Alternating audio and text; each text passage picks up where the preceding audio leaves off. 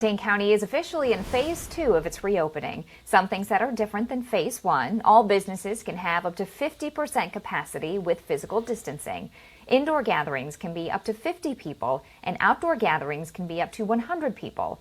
Playgrounds, splash pads, and outdoor courts can reopen as well. And as the county moves into this new phase, public health officials are keeping a close eye on how people are doing. Jennifer Cleese tells us how they're continuing to work to stop the spread of the virus by contacting those who may have been exposed.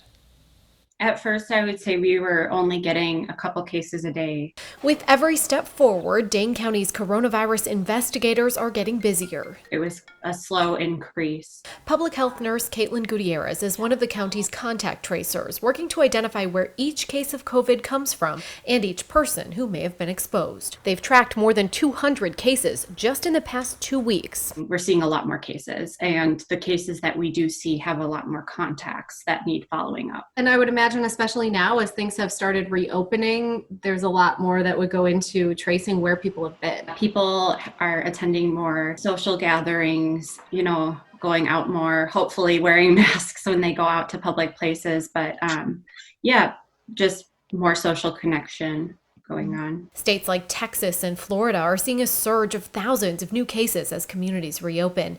Health experts say Dane County's phase 2 will likely bring more illness, but they feel our work to stop the spread has made a difference. I do feel confident that we've been doing what we can to limit that surge of cases and make sure that people have the support that they need should they test positive for COVID-19. In Madison, Jennifer Cleese, 27 News.